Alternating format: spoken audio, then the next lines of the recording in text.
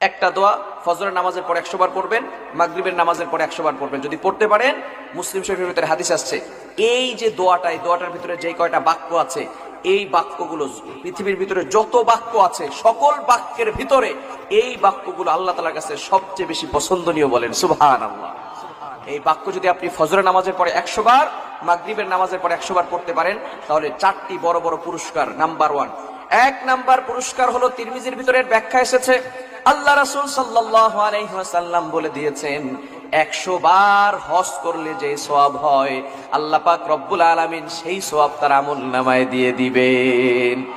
এখন একটা হজ করতে গেলে 5 লাখ 6 লাখ টাকার প্রয়োজন হয়।